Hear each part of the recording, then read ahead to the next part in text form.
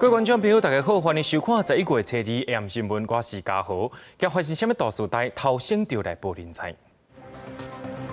中央大学受害的马来西亚查某学生，伊的家长在今仔日去到现场招魂。另外，市长黄伟哲之前捌讲到2趴路顶无倒的言论，也引起正面抗议。国内增加5站对境外太平入境确诊病例，是对印尼、菲律宾、印度要来台湾吃头路的外国民众。疫情无重点，劳动部宣布讲，家无薪假的薪水补贴措施对6个月延长到上济12个月。讲到进前去互吹死的马来西亚查某学生，伊的乡亲在今仔日也去到发现尸体地场，请法师招魂。也因为校园发生安全问题，中央大学的学务长加校安中心主任也拢辞职落台。另外，台南市长黄伟哲进前也捌讲到，发生代志的地点只有2趴路顶无倒，所以引起学生加校友抗议，讲要来改罢免。穿乌衫，马来西亚一个女大学生的妈妈是一直咧哭，都爱翁婿伫边仔插咧。头一届来台湾，都爱承受失去查某囝的悲痛。初二下晡，行出防疫旅馆了后，由女学生的同学陪因去归仁分局发生命案的车辆边仔招魂，了后去遗体发现的地点。这每一步对女学生的爸母来讲，拢是无限的悲伤。学校内底的师生主动布置对思墙，学校检讨校安通报的责任。校务长甲校安中心的主任2个人是请辞。我们校内也非常的自责，所以我们也展开检讨。那学务长其实在第一时间已经向我们校长请辞。那我们会从晚上6点就会开始，从校内到校外，居民跟同学们会经常使用的路段，我们都会有巡守队。那女大学生9月底伫案发的同一个地点附近，同一个学校的女学生嘛差一点仔互人掠走。不过学校迄当阵煞无伫72点钟内完成校安的通报。学生阁指出，这个所在至少为2016年开始，都清在规片拢暗扫扫。不过台南市长黄伟哲受访的时阵煞讲，敢若有2趴火无倒尔，引起学生的批评。阁呛讲要罢免黄伟哲。大学9000多位同学，包含李明，都说那个条路是长年以来都没有亮。所以对于那个黄伟哲这样说，是不是指责我们是不是造谣？这些同学就整个脾气就上来了。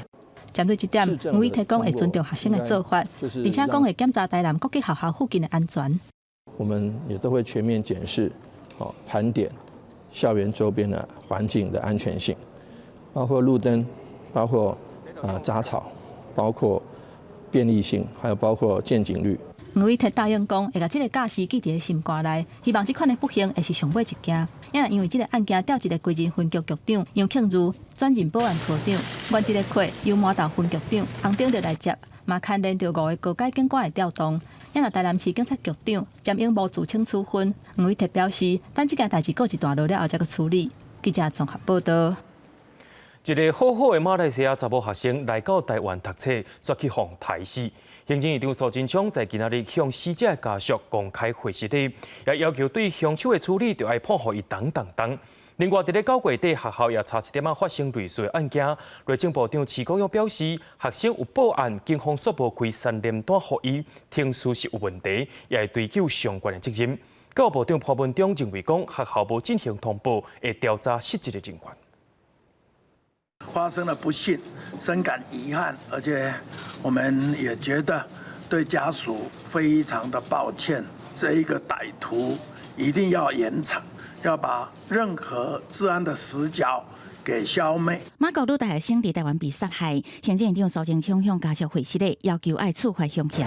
国会也拢伫注意到案件后续发展。国民党立委质询徐国勇部长，批评治安汇报超过1年无召开。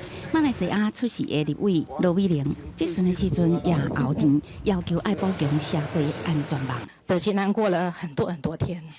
学校如果有请求或者同意的话，那我们警察就可以进入校园来做相关的一些校园维护安全。学校外面的热点都要加强它的巡逻的一个密度。行政院治安汇报的召集人叫院长，副召集人叫副院长，执行长是谁？执行长是执行长155就是你。你们已经1年没有开了。9月底，这间学校原来有女大学生伫同一个地点差一点去用掠去，但是报案了后，规人分局却是无开3连单，市高用特别承认听书有缺失，分局长已经调离现职。校方面无依照校安通报规定如实通报，教部长潘文忠也讲，党话要找专人小组调查失职人员。是学校轻忽了哈，但未去执行通报，教育部会依照相关的这个规范来予以处分。马来西亚网友甲政府拢真关心这个案件。马国外交部伫7月罕见发文，呼吁所有伫台湾求学的马国学生爱谨慎甲健康注意安全。就提醒说，晚上出门尽量多找几个伴。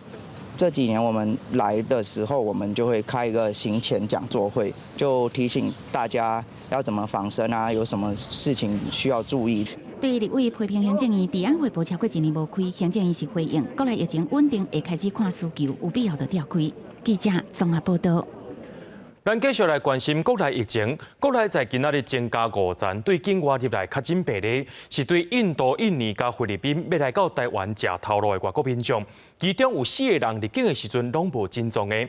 另外，年底特别到啊，敢会当办买假呢？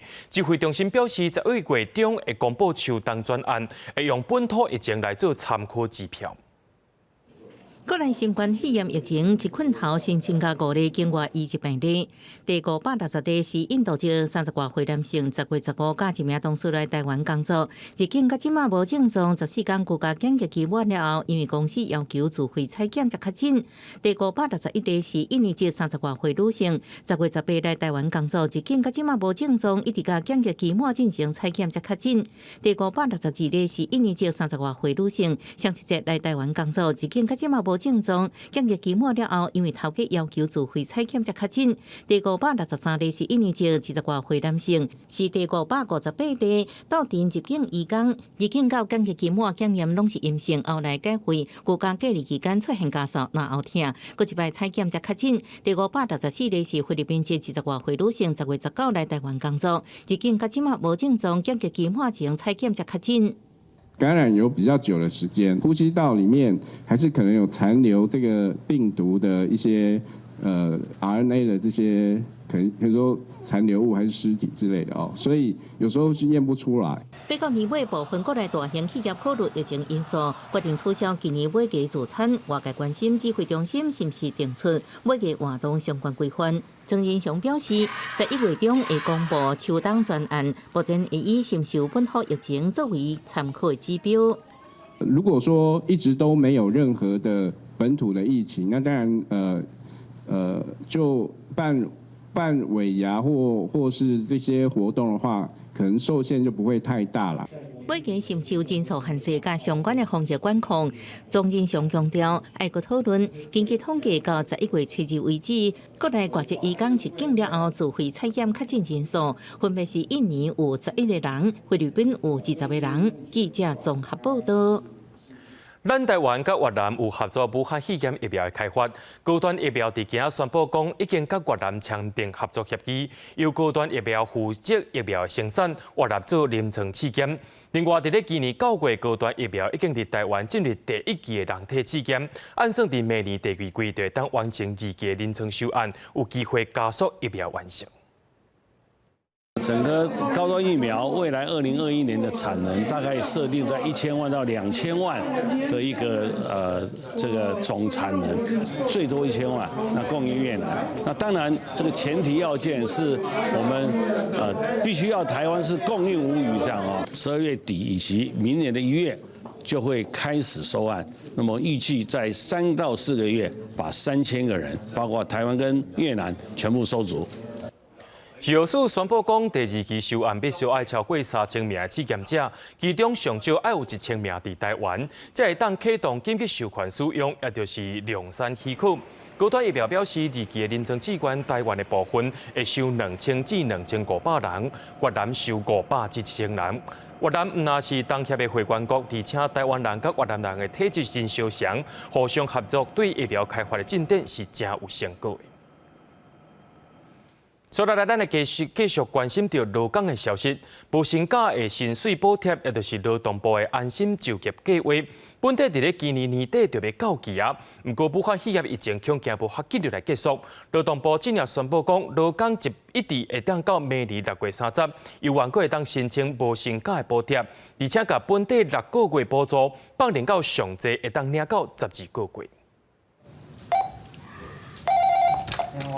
新冠肺炎疫情冲击各行各业，劳动部为年初度开放无薪假劳工申请薪资差额补贴，也就是安心就业计划，每人每个月上最领1万元，计划到12月底为止。不过，即马劳动部宣布计划延长半年到明年6月底，劳工申请的上限也为6个月又长到12个月。减半休息的状况虽然已经每月递减，但是还是有。大概都还有1万多人，我们考虑到，因为其他国家还是蛮严峻的啦，也认为说应该把这个安心就业这个协助措施再延长跟我们特别条例的期限一样。目前全台有13000多人咧放无薪假，劳动部统计本礼拜增加30间企业719人通报无薪假，这就叫减帮休困劳工，人数小可下降到8000多人，不过也有近半数集中伫化学工业。现时做衫做野厂受到产业链冲击，伫出版广告行销方面也比顶一期增加将近100人。因为你疫情的关系，你的这种活动的展览。会展的这一块，就是举办活动的这种公司，还是会多少受到一些影响。航空旅行社分别各增加560人通报无薪假，运输长途业有44间，机关服务业有74间，观光业有关系无好，劳动部各延长薪资补贴期限，应协助劳工渡过难关。记者综合报道。振兴沙培县对7月实行高单，已经有96%民众参与，成功带动国内市场。经济部长王美花今早起表示，沙培县创造出来效益，超过本地所预测的。也若延长使用期间，或者是推出其他方案。王美花也表示讲，爱看国内外疫情发展，才通好来做对策。沙培县效益渐渐浮现，经济部长王美花早起立法院备询时表示，加上其他部会推出的刺激方案，有希望超过原先设定1000亿商机目标。沙培县有算经费510.5亿，有个会当创造1000亿的商机。另外，安心旅游有算大约90.6亿，会当创造观光效益635亿。佮加上农游馆嘅放馆、东主馆、客村馆等，合计会当创造超过1790亿商机。还有各部会的这个安心旅游还有这个易放券等等，这个的加成效果目前是远远高于1000亿啦初步看起来是有高达1700多亿的效果。那至于明年有没有需要再做什么样的措施那这个各部会看整个国际的情势、国内的情势再来推。另外，明年敢是有机会佮推出另外一波振兴券，刺激经济成长。部长表示，爱看国内外疫情影响，针对定期指挥中心规划，将有外交泡泡的模式推出经济泡泡计划。王美花强调，今次会当免度过24天，也来评估可行性。初步规划入境商务人数只会当小范围进出。那要件是要严谨的，那另外人数不要多，那范围不要大，严谨，但是必要性的部分还是应该让他来这样。美国总统大选结果得被出来，今次影响台美之间经贸关系。王美花表示，台美已经启动经贸对话，大选了后会搁进一步。就算是未来选后有变化，总统府顶礼拜六已经召开国安会议，捌做过事先推演。经济部会依照总统府所定的计划进行台美经贸对话。记者综合报道。伫咧今仔日又有中国的战机来扰乱台湾啊！面对着这款节节出现情形，有学者认为讲，中国飞来巴士海峡是要做战场经营，也趁机会扰乱台湾。随着两岸局势转变，中共军机最近扰台次数一直增加。在1月开始，共机连续扰台，初二搁较一透早，军事媒记录到机术运8反舰机两度进入咱国防空识别区的西南空域，也一直升悬。咱国空军紧闭戒备公务管理。中华民国空军广播，位于台湾西南空域高度7500公尺的中共军机，注意，你已进入我空域，影响我飞行安全，立即回转归零。空军基于维护空权维护领空的安全，我们持续会加强在西南海空域的相关的联合勤监侦，并且会依照目前战备规定的广播驱离。我想这些标准的作业程序，我们依然会很积极的来运作。空军强调，西南空气情况拢有掌握。为10月开始，共计至少交代25天，公布管理84班以上。11月开始是连续2天交代，为9月16开始到达，共计交代超过30班。除了9月18、19是超过大海中线，其他拢是侵犯西南方的防空识别区。专家认为，共计已出伫西南空气，解放军是想要透过巴士海峡的战略通道进行战场经营，也收集海底地形等资料，有利江南作战。巴士海峡因为它的海域比较宽广，而且更重要的是，巴士海峡南方的菲律宾因为武力比较弱，所以没办法像武力比较弱，所以走巴士海峡对他来讲相对的比较安全，可以同时让他的反潜机去收集跟反潜作战跟潜舰活动非常重要的，比如说海底地形跟以及相关的水文资料，借着这样巡逻向国军展示，这个地盘不是你说了话，你防空识别区域，那就是你的，我可以视我任务的需要，随时进出这个空域。当然，这个就不只有军事层面，也带有很强的一个政治信号了。到伫初2早起，共机了台了后，美国军机 P-8A 反舰巡逻机也出现伫巴士海峡，比较意思十足。军事专家认为，共军伫海南岛设置航母基地，就是想要大力经营南海地区。共机练兵之外，也趁机会塑料咱国西南空域，也有向美国示警的意思。记者综合报道。对着阮的镜头来看在地上大条，讲到这条做家长的就要特别注意咯。伫新竹的百货公司内面的囡仔游乐场，发生一丛囡仔出流浪大头猫，去互尼龙的锁啊挂一个长期的意外。虽然大头猫落尾有接到回来，也着爱观察，敢会影响到囡仔的活动。市政府也随要求业者着爱封锁流浪梯，暂时袂当对外开放。伫新竹百货公司内底大型游乐场，伫10月7号传出镜头长期的代志。一个妈妈带10岁查甫囡仔去佚佗，想袂到查甫囡仔为处理笼溜落了后流血，工作人员简单处理，协助叫救护车送去，到急诊才发现查甫囡仔大头母讲有一节去游转去。医生打开伤口的时候，我就看到说小朋友的左手大拇指整个断肢，然后我就晕倒在地上，就痛哭。他的溜滑梯左边的那个位置真的很危险，接缝是有那个缝隙的。手术接断的，暗过神经受损，恢复状况爱阁观察。查甫囡仔妈妈表示，业者只讲看保险安怎赔。民代接到陈情到现场勘查的时阵，游乐场处流笼封锁，暗过专管游园继续营业。处流笼两边无对称，推测查甫囡仔手镜头都是被倒边空盘塑胶锁挂断。溜滑梯的这个缝线，长期的这个重量压制，它这样子缝线的松脱，4年来都没有人发现吗？事发后，我们也再继续进行联合稽查，我们也会同了相关单位，像我们也会同消保官去做现场的查核。新竹市政府回应已经要求业者封锁处流笼，一直到确认安全才能开放。不过民代质疑，国内游乐场无统一管理单位发生意外，游乐场伫商场内底，组织单位是经济部商业署。公园游乐场是属于营建署，游乐园是观光局主管，无统一检查标准，比查比例也较低。呼吁政府应该全面清查，避免佫发生意外。记者综合报道。煮食油烟是真歹味，若准排出去，影响到真侪人。环保署今日开始制定相关的草案，甲营业面积有超过1000平方公尺，或者是座位有超过300个餐饮业者，就要求因爱设抽风的光线。大约有1600多间业者会受到影响，上紧伫年底就会施行，违规者上重会当罚到100万。这几年来，火锅、汉堡、食到饱餐厅真多，大家拢真爱食。不过，这店家所排出来油烟，煞常常互附近的居民挡袂牢。都有那个味道啦，味道都是跑不掉的，整天都这样呢。为减少餐饮油烟空污，环保署新制定《餐饮业空气污染防治设施管理办法》草案。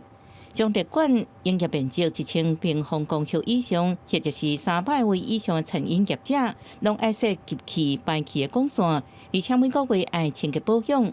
第一波会针对饭店、食个饱、婚宴会馆、甲百货公司、餐饮业者业者，优先会入馆1600多间。要求大家要装设污染防治设备。那设备的话，它只要定期的维修、保养和清洁，它就可以发挥它的功用。排油烟都一定会装一些静电处理器，然后去就是确保这个油烟排出去是符合政府规范的一个标准。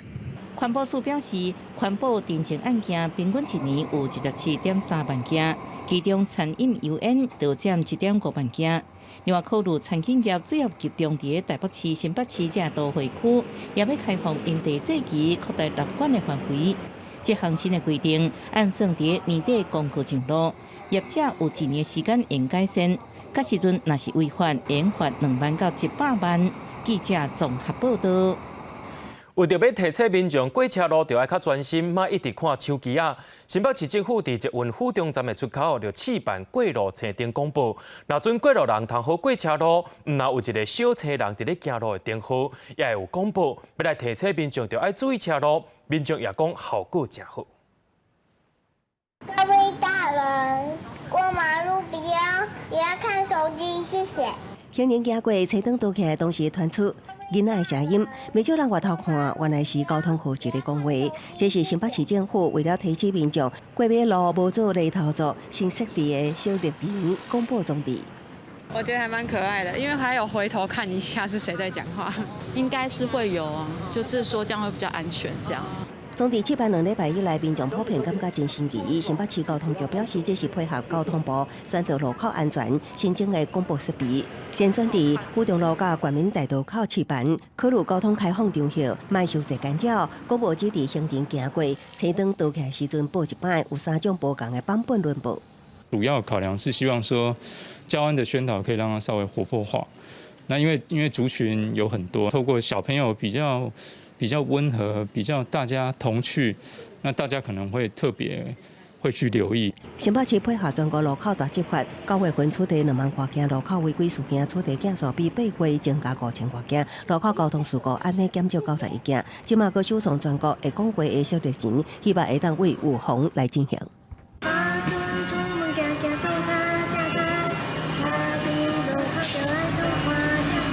小绿灯的唱歌是宜兰县政府创新的，伫宜兰火车站前马路口，小绿灯灯号倒起来，到下晡，宜兰县政府自创的安全宣导歌曲，呼吁用路人过马路爱行斑马线，骑机车爱拍方向灯。地方政府各自触礁，希望路口更加安全。记者综合报道。国际上要紧，咱头起先咱来看美国的选情。伫大选进前最后一个礼拜，Trump 甲拜登继续伫咧决战州吹票。Trump 伫咧佛州造势时阵也讲，表示选举了后会甲北京的防疫专家Fauci洗头路。不过拜登的竞选巴士伫高速公路顶却去互 Trump 的支持者阻街。联邦调查局也当咧调查讲，看讲敢有虾米款的纠纷咧。大选进前的上尾一个礼拜，民主党总统候选人拜登集中伫伊出席的所在宾州邮票。那共和党的川普是一天走密西根、爱荷华、北卡罗来纳、乔治亚，还佫有佛罗里达5个州。那副总统潘斯是伫咧北卡拜票。民主党的副总统候选人何金地是伫咧乔治亚，还佫有北卡2个所在咧邮票。美国新冠病毒国际较近的病例，10月30超过99000多人，创下全球上悬的纪录。国家过敏传染病研究所的主任福奇伫咧华盛顿邮报专访的时阵表示，美国人无咧要伊安全的措施，真侪病院嘛强要记载袂掉。接落来几啊个月，美国疫情会更较歹。那北京的发言人迪尔是甲这改托做咧支持总统的竞争对手。佛州爱帕洛卡川普的造势活动顶悬，支持者就大声喊讲，爱甲佛奇洗头路。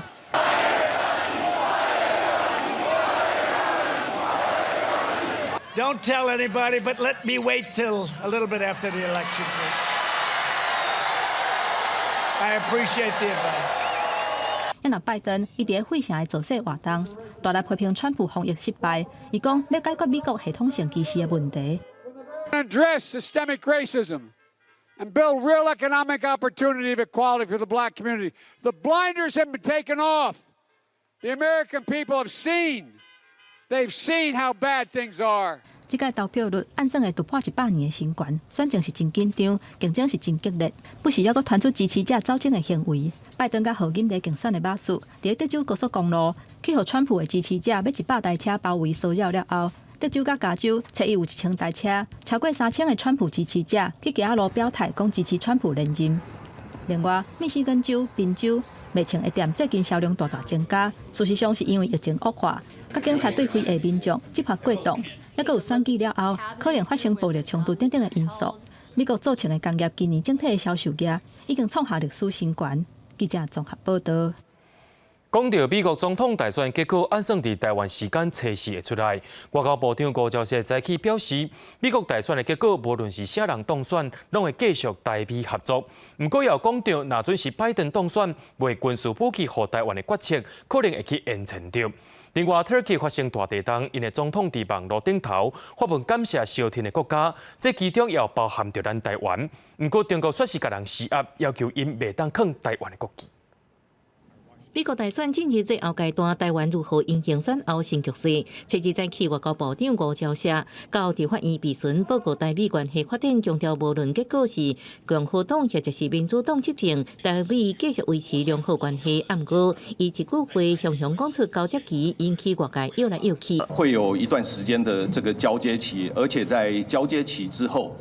也会有一段的时间，他们主要的这些决策者才会完全就位。如果那个有政权轮替的话，当然会有交接期。但是如果说政权没有轮替的话，我们会跟川普政府维持原来的这种非常良好的这种关系。美选结果朝野高度关心，吴钊燮表示，外交部其中一种评估，认为美选了后，美国有一段无确定性时期。中国可能军事威胁台湾，那民主党拜登当选，军事决策官员人数无决定，也有可能延迟对台军售。这个军购案会不会因为选举过后会有所改变？说如果拜登上任的话，可能会因为人员还没到位，会有所延宕。11月3号，美国总统大选是台湾最危险的时刻因为中国大陆可能会趁机攻打台湾，我觉得有待检验，在选后会陷入一个比较长的一个不确定性因素。土耳其大地震，总统埃尔多安推特发文感谢台湾协助，打出10几个友好国家国旗。外交部证实中国施压，地数因修改大本贴下台湾的国旗。所以确定中国有向土方来打压。这我们的情资是显示如此，不会因为中国打压就阻挠了我方对土耳其的协助，没错吧？不会，我们不会停下来。吴钊燮表达遗憾，不过强调台湾依然坚定向国际社会提供引导协助。记者综合报道。在咧 Turkey 的西部发生大地震，到今上无有75人死亡，900多人受伤。不过也有好消息，就是经过65点钟，医院也有生还者去互救出来。搜救现场传出扑啊声，阁有一个受困者互救出来，是一个3岁查某囡仔。因两蕊目睭是天互金金，规分丝拢是涂粉，已经受困伫咧庄仔，阁有下片下底超过65点钟，身体真虚。救援人员用锡箔纸甲伊包咧，互伊保温，赶紧送去病院急救。在这进前有一个14岁查某囡仔，嘛受困58点钟互救出来。还有一个受困33点钟的老阿伯，甲一个因为医症受困的救援人员，嘛小连续互救出来，拢总救出超过100个人。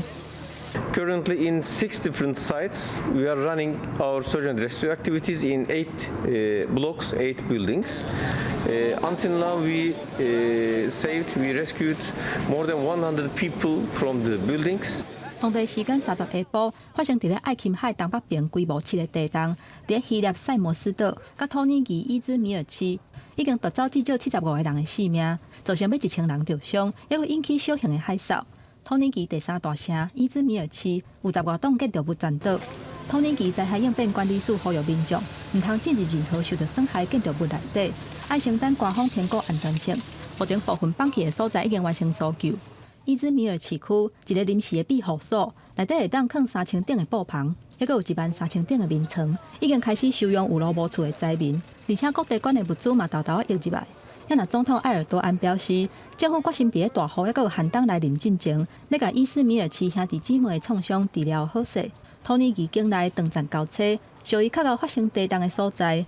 1999年2届的地震，伫咧土耳其西北部，都捌夺走18000人的性命。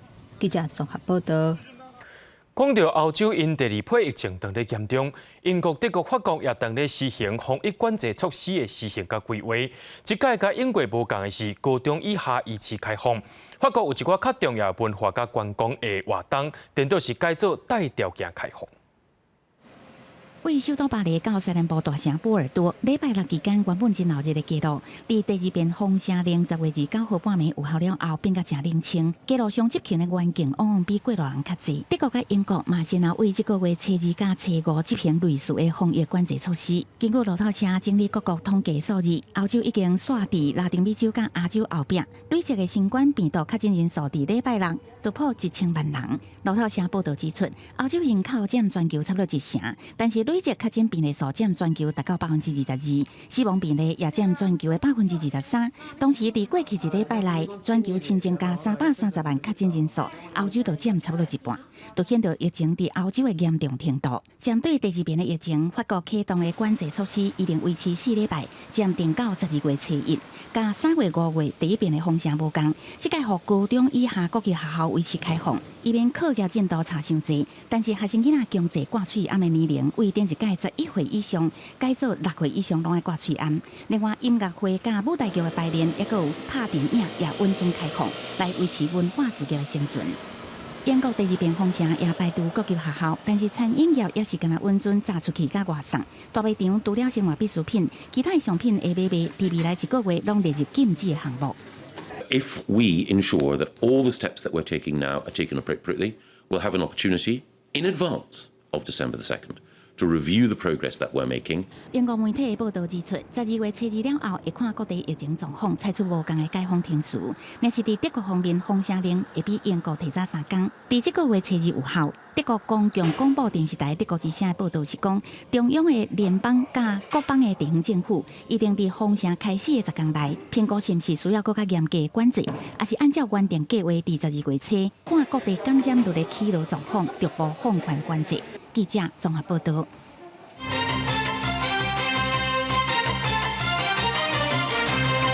有几啊位在野党的立委提出学校卫生法修正草案，要阻挡美国猪肉入去校园。立法院教育及文化委员会在今仔日也甲法案一条一条审查，内面伫咧审法案外口也受家长团体伫咧抗议，希望甲法律写好清清楚楚，禁止有300种的猪肉袂当入去校园内。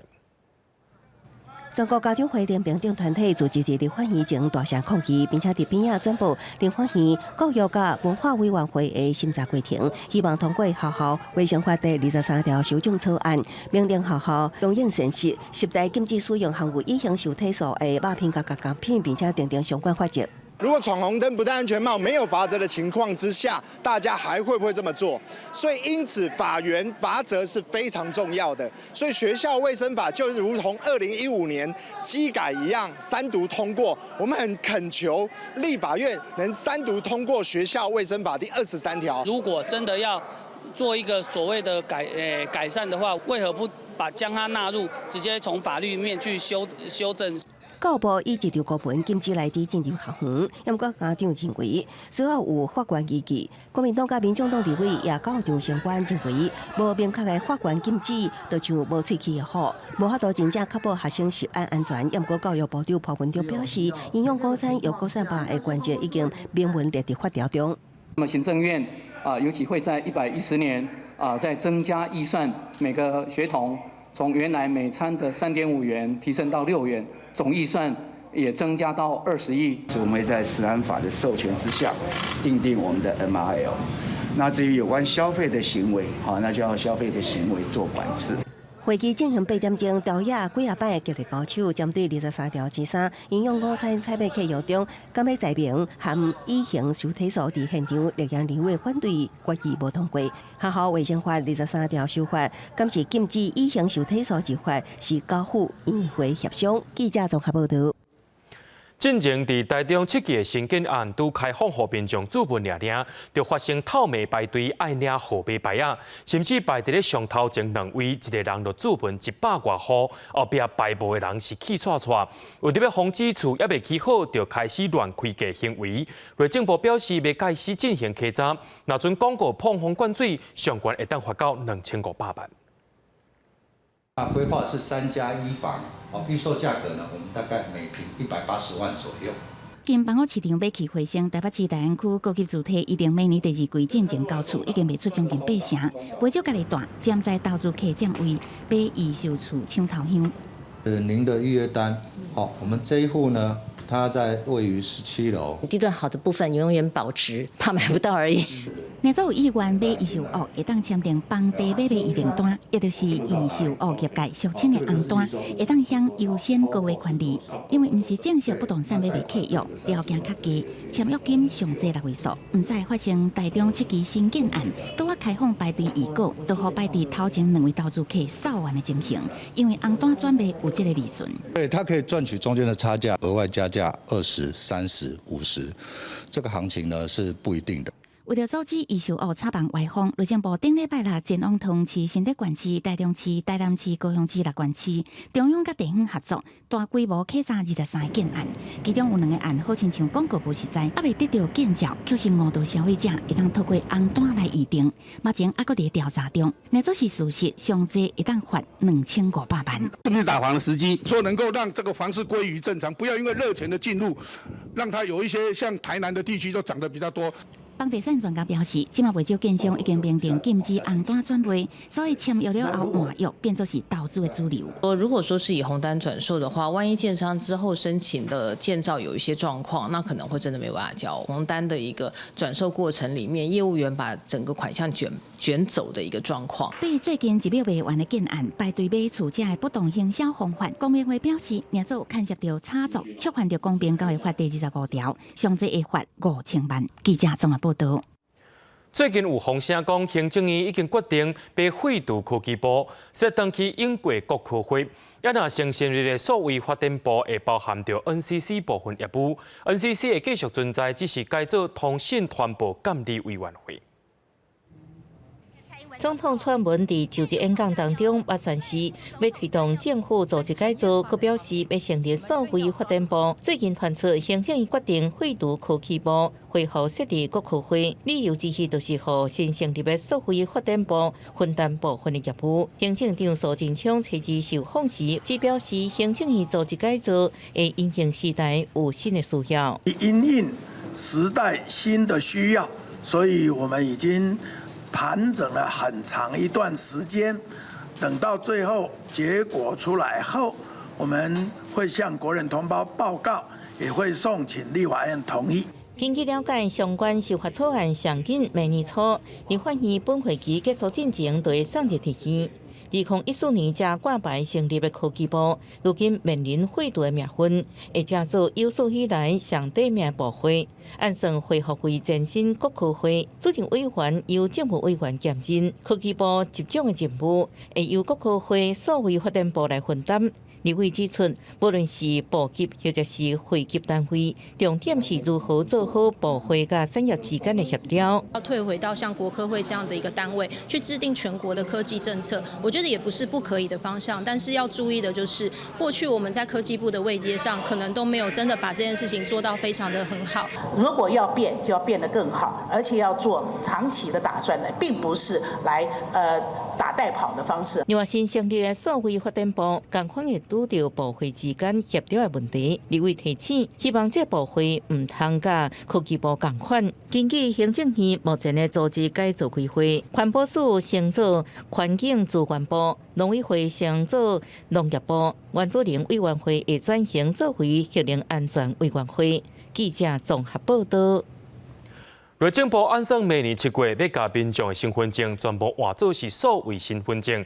所有民间团体认为讲，内政部要做的无法律的根据，也无公告旧的身份证若准无换，当时就会失效的日期。认为讲这影响到民众权益，所以民间团体就提起预防性不作为的诉讼。法院在今仔日头摆规定，民间团体也批评内政部是唔知头唔知尾。内政部的回应讲，所有指控也已经拢有说明过啊。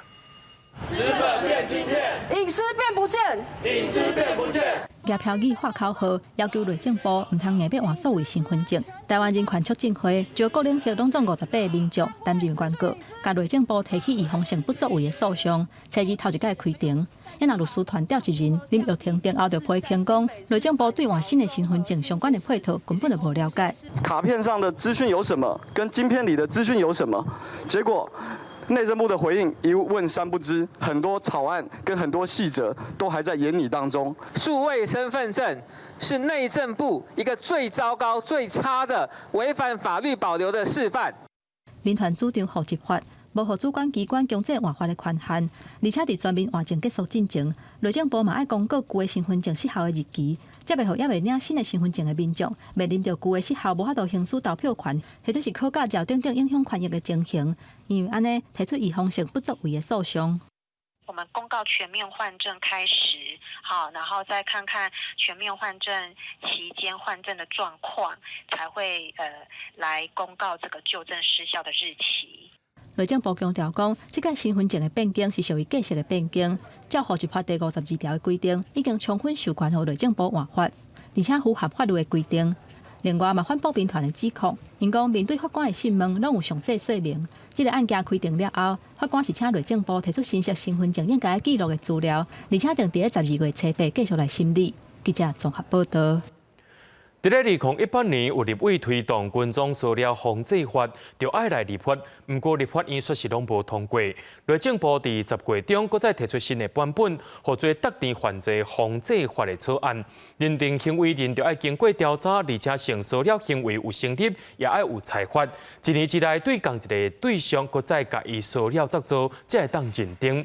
妇女团体也认为，讲新法案的限制真多，而且警察的警告命令制的制度权力去互提调，也会害警察无法度及时来介入阻止。最近马来西亚女大学生命案震惊国界，面对爱慕者恐怖精神、群众塑胶，常常成做重大犯罪征兆。2017年也发生细心男大学生群众塑胶踢学妹，引起朝野立委。2018年推动群众塑胶防治法立法，不过到即马依然伫立法院。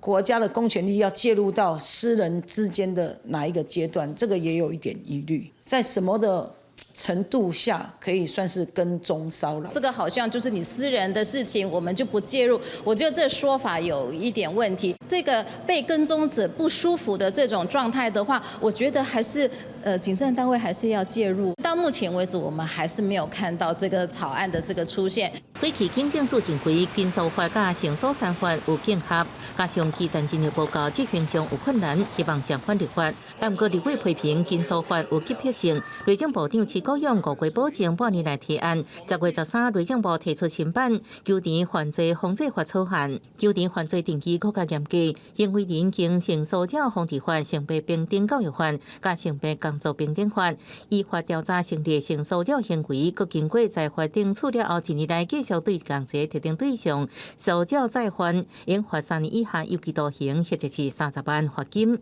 就把它那个范围说得非常非常小，因为是女性，所以是性骚扰的案子比较多，就可以把跟踪骚扰放等号。我们觉得这是非常有疑虑的，需要一点调查时间，可能要2个月到3个月。妇女团体批评跟踪塑胶不应该限制伫个性性塑胶行为，也不办新草案提调警方警告命令制度的权利，和警察机关无法度提早及时阻止。目前内政部纠缠犯罪法草案要伫行政院审查中通过了后，才会送到立法院审议。记者综合报道。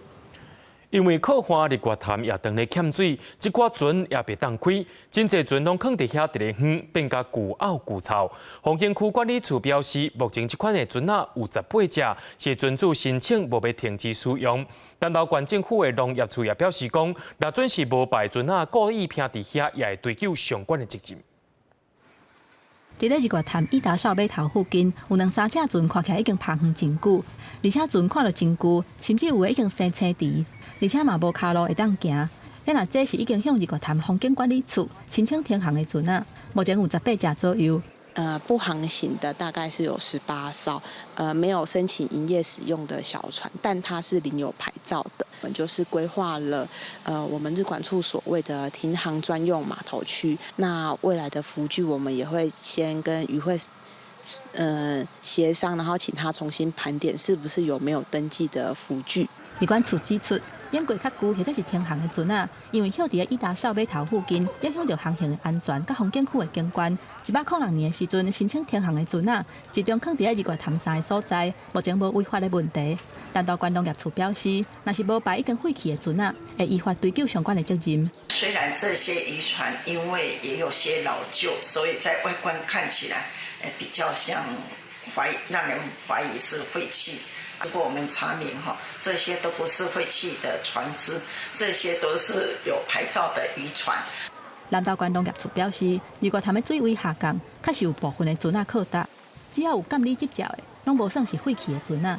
因为主管单位台电有做总量的管制，目前一只船坞市价差不多是200万左右，一般的竹牌嘛有10几万。遐若停航较旧的船啊，大部分是船主想要等有较好的价钱才要卖。若是要彻底解决这个问题，就要希望台电、南投县府，还有日管处有共识，才会当解决问题。记者综合报道。已经超过100年的嘉义公园，市政府也宣布讲要开始改征收，而且是对11月初2开始，公园袂当摆摊位。透早已经有警察伫遐赶人，目前是先用劝导的，若准无效就会开单罚钱。早起时的嘉义公园，真侪时代来甲遮运动。公园入口的所在，有一寡摊贩会伫遮卖农产品。来运动的时代，要等去厝进前，嘛会顺续买一寡菜。但是今仔日开始，嘉义市政府要以公园管理自治条例，要求遮的摊贩离开公园。规划一个环境，让我们有一个摆摊的这个环境又好管理，清洁方面也比较好管理呀。民众要买菜的，老人家买菜也方便，彼此互惠嘛。我来运动，顺便可以买一些他们自己种的，或许买到我都是有机的。好，那我们就是顾身体，然后又跟这些农民有没有，就是照顾这些农民，我觉得很好啊。跟疫情的关系，他们也没有什么工作做了，给他们卖好了。嘉义市政府进前才宣布要开2500万，修整嘉义公园一寡设备甲环境，而且要求遮的摊贩在1月2号开始袂用搁伫遮摆摊。在时市政府人员甲警方嘛来到现场，要求摊贩离开。做生意走安尼。再这样外口，人家一上楼卡都空无了，都完全不跑呢。来公园这边的那些农产品需要的话，应该可以跟我们这边来接洽，然后我们辅导他们到正常的那个市场。讲这边菜你感觉好无？好喏。怎讲哈？阮这卖菜你有反应无？要食，咱食赢的就甲买，食袂赢咱就卖买。无透早去较重视。嘿，这量就是需要咱去菜市啊，菜市啊随便去是袂使啊。有民众支持市府的做法，嘛有民众同情摊贩。市政府表示，虽然这个单对住伫附近的时代真方便，但是按照嘉义市公园管理自治条例，公园内底就是袂用有商业行为，会阁思考看要安怎辅导这个摊贩，互因找到合法摆档的所在。记者林慧婷，嘉义报道。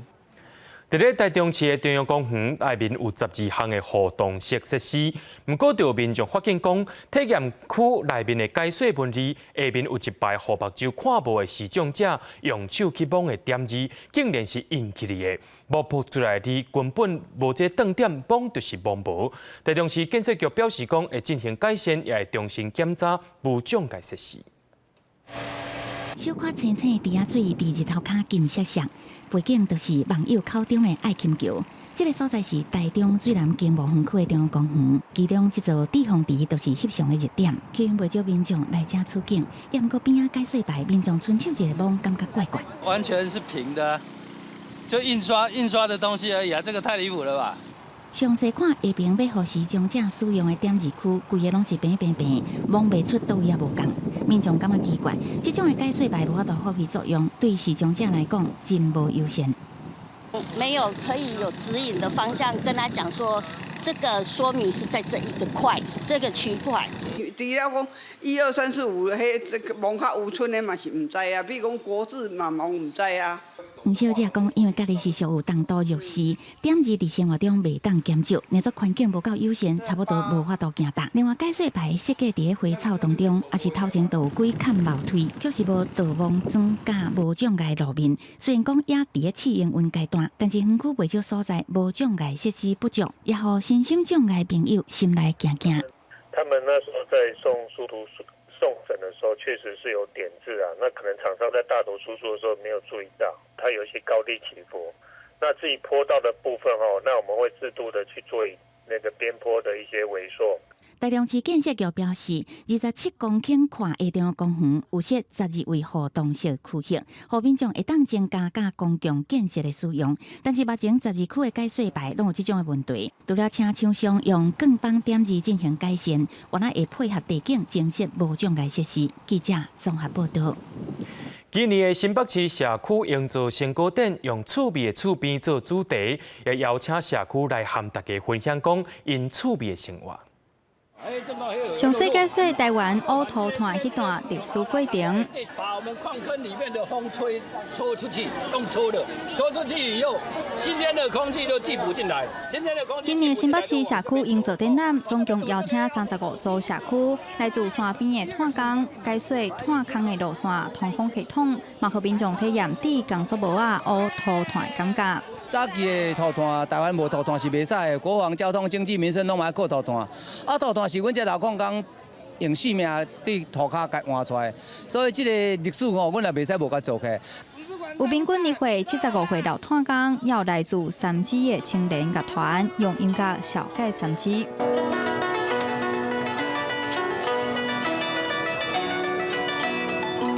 我学10几年了，然后我觉得可以用古筝来推广我们的社区，而且这是我们成长的地方，然后我觉得很开心。台湾过去是佚佗面的大港大国，也有一段芭比王国的时期。泰山就各是农业社会的时阵，大家拢是种田嘛，但是有一个美林工厂伫泰山，带泰山的经济的进步介济，大家泰山的人拢就感谢这个娃娃产业安尼。就是身为一个新北的市民，但是以前都没有好好去用心了解这些事情，然后其实很多元也很值得被关注，然后我觉得也很需要我们持续的投入。今年要规划3个主题的静态展览，有山的册房、海的厨房、城的饭厅，用过关的方式，和民众拿耍拿熟悉新北人的厝边秘密。尤其展览也有多元的文字标示，显示出族群多元融合的面貌。为即马开始到11月初8，伫空军3中1村举办。记者杨淑静、谢桂林，新北市报道。伫南投走屯的新丰社区，当日推广食农教育，因也带囡仔去到田里班蚵仔煮蚵仔米粉，体验做食人的辛苦。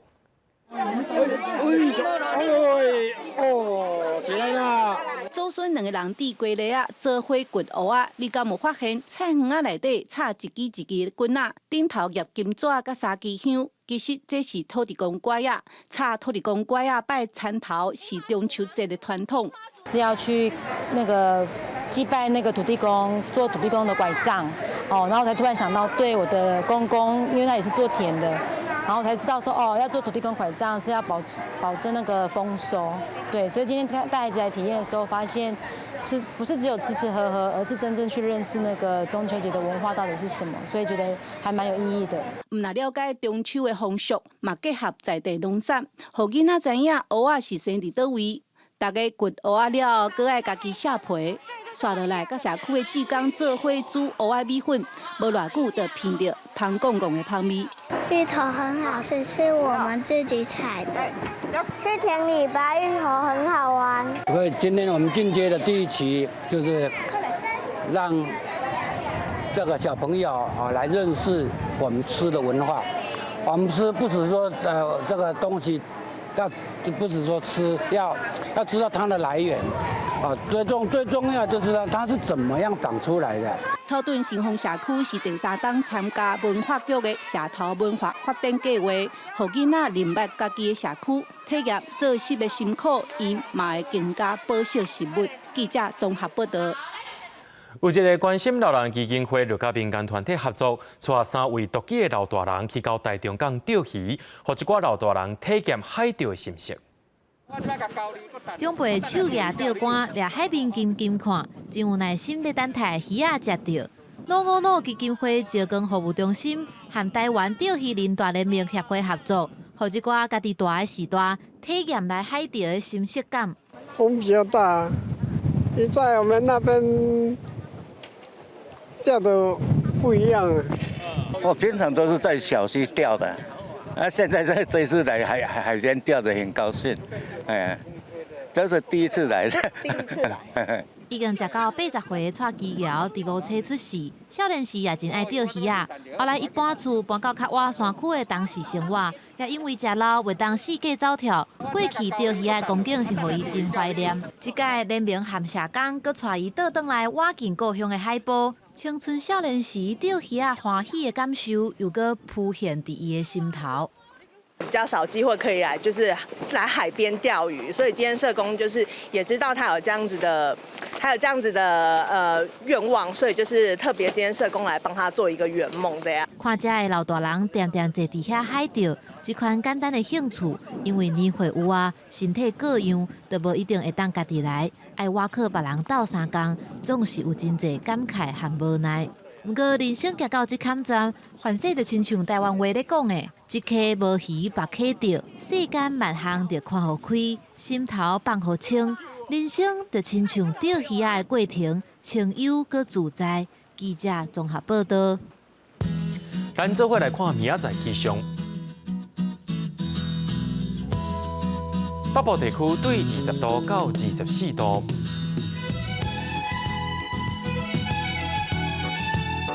中部地区对21度到29度，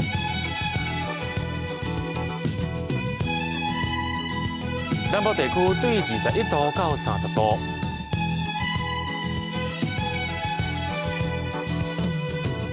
东部地区对20度到27度。咱来看外岛地区，对18度到25度。